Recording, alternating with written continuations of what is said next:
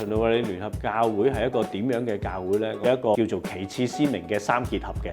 不嬲都有社會關懷，仲有同其他教會、中心醫院合作，同本宗嘅其他世界各地嘅地方嘅人有一個聯繫啦，係一個友誼團契啦。循道衛理聯合教會就係有一個所謂合一嘅 DNA。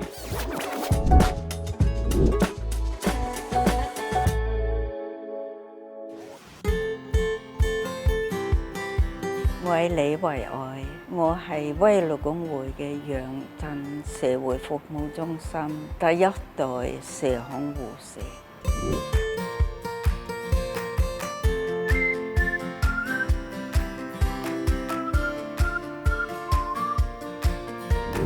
The concept actually comes from the World Council of Churches.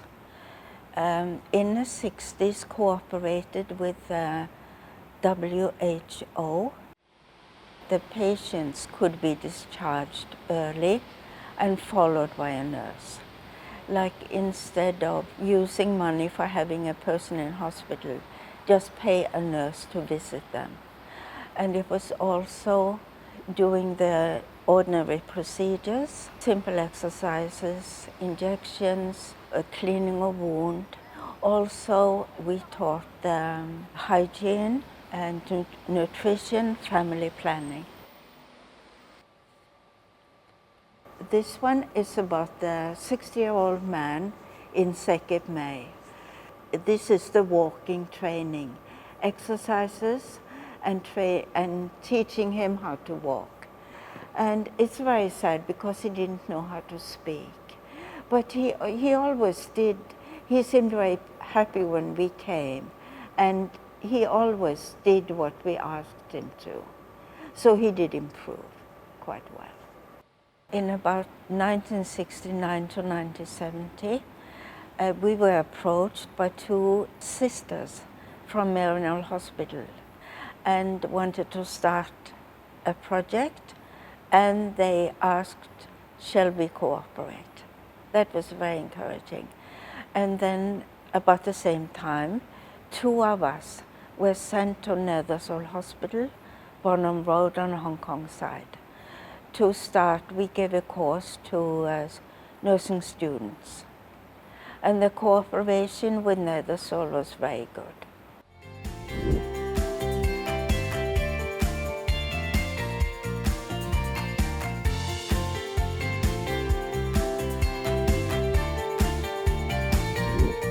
Oh, we were very happy about that because the Young Center is an innovating agency, and the goal was to start new projects that would spread to others, that others will take it up. That definitely is the spirit of the Methodist Church.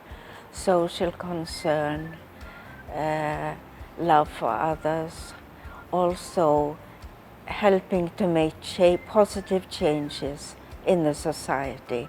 It's very much a Methodist characteristic.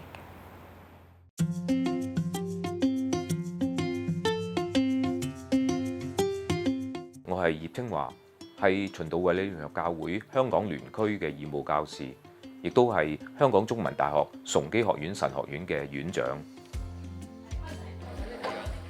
今晚係一個校友嘅 homecoming 嘅活動嚟嘅，即係因為我哋神學院都有不同宗派嘅校友啦，咁所以今晚亦都例外啦嚇，即係有不同宗派嘅校友嚇，而家已經成為牧者嘅，包括我哋循道衛理聯合教會嘅校友。即係崇基學院好早已經有提供呢個神學教育，咁後來出現咗喺即係崇基學院底下嘅一個神學組啦，崇基神學組。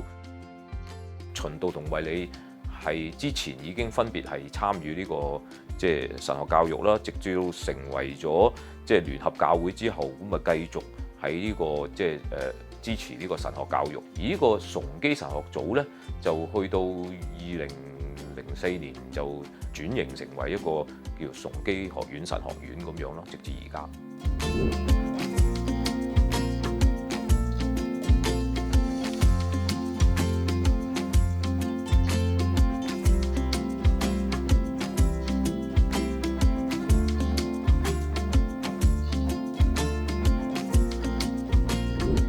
循道禮聯合教會每年都有可觀嘅撥款咧，係即係支持呢個神學院嘅工作，包括咧呢個神學院嘅經常費同埋教牧事工部嘅開支嘅。其實循道衛理或者甚至以前嘅循道公會同衛理公會，其實各自都有咁嘅能力去自己去開辦神學院嘅。咁但係我哋嘅先賢就有一個合一嘅眼光，覺得神學教育應該係要匯聚最多嘅資源、最好嘅資源，係同其他嘅宗派秉持呢個合一嘅精神，去提供即係最好嘅神學教育。另一方面，循道禮會將神學生係派過嚟咧，其中一樣嘢係想培訓即係神學生有一個大公嘅精神。呢個合一精神嘅體現就係呢個即係50年前嘅循道同埋衛理嘅聯合咯，所以係即係貫徹一致嘅。我喺即係不同嘅場合一路都好強調就係我哋呢個即係合一嘅精神。我們信獨一主上帝的獨生子，在萬世之前由聖父所生。譬如話，我哋而家嘅崇拜好多時候都去一齊去誦念呢個尼西亞信經，咁佢裏邊就係即係講緊一個無論即係普天下嘅基督嘅教會，無論乜嘢嘅宗派、乜嘢嘅傳統，都大家係共同承認嘅一個同一個信仰。其實嗰陣時由約翰衛斯理牧師開始，已經佢喺即係有關於大公精神嘅講道當中，已經好強調呢點，即係話大家喺即係基本嘅信仰係一致嘅時候，我哋就可以向佢伸出呢個友誼之手。呢種嘅胸襟係好難得嘅。呢個咁樣嘅合一精神，希望能夠即係繼續落去同埋發揚光大。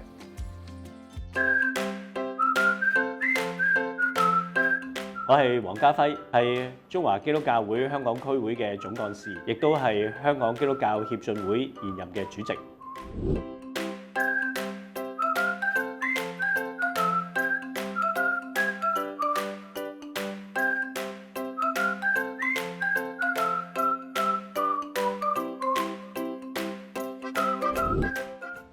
基督教協進會嘅主席咧，係由我哋創會嘅成員教會嘅代表輪流咧係擔任嘅。循道衛理聯合教會咧擔任主席嘅日子咧都唔短嘅。咁啊，其中一位最長咧就係李炳光牧師啦，因為佢前後咧擔任咗10年呢一個即係主席嘅崗位。咁當然另外做過呢一個嘅主席，包括梁林開牧師啊、袁天佑牧師啊。咁另外咧就協進會嘅總幹事咧，即係叫聯合之前都已經有㗎啦。咁其中一位咧就係唐樂仁牧師，另外仲有一位董建德牧師。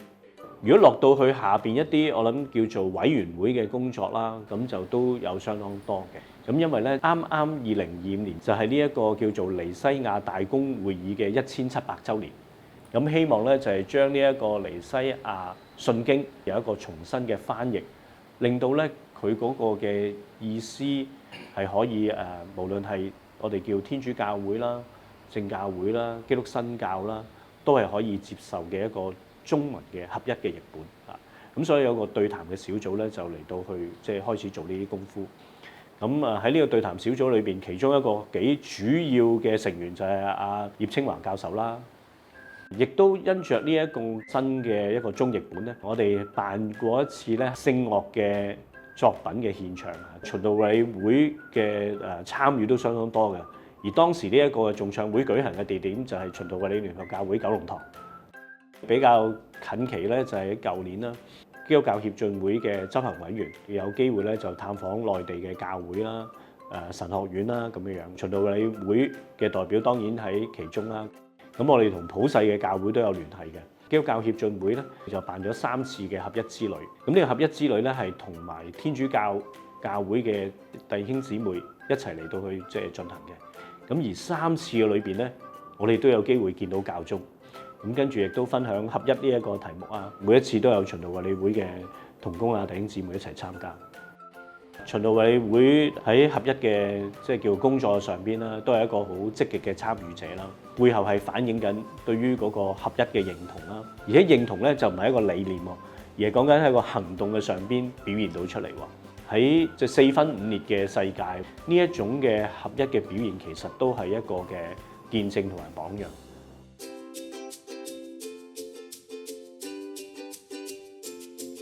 我係吳希，係循道衛理聯合教會總議會嘅前任總幹事，現任咧係世界循道衛理宗華人教會聯會嘅執行幹事。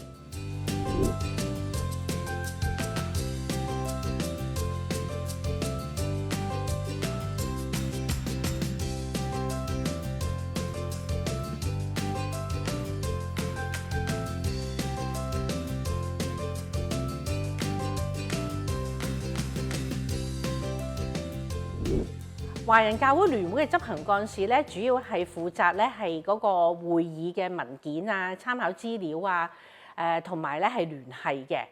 咁我哋有其中一啲工作就譬如好似做一個聯合詩集啦、崇拜禮儀嘅一個合參本啦，或者咧係我哋將一啲咧好好嘅循道衛理宗嘅神學書籍去翻譯成華文啦。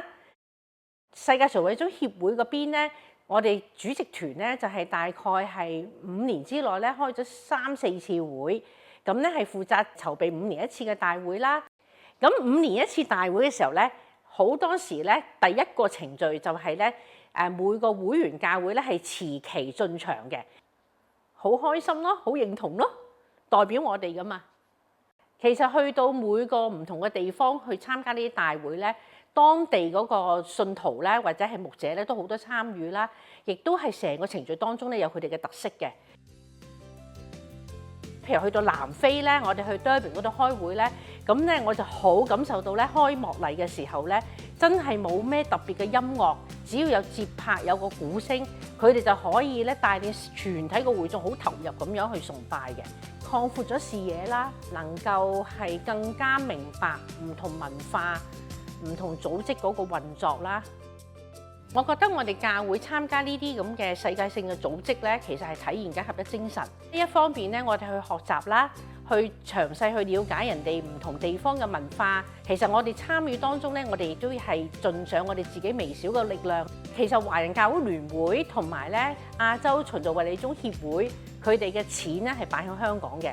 咁我哋幫手去管理啦，同埋咧係做財政報告啊等等嘅。咁我哋都好開心咧，得到佢哋嘅信任。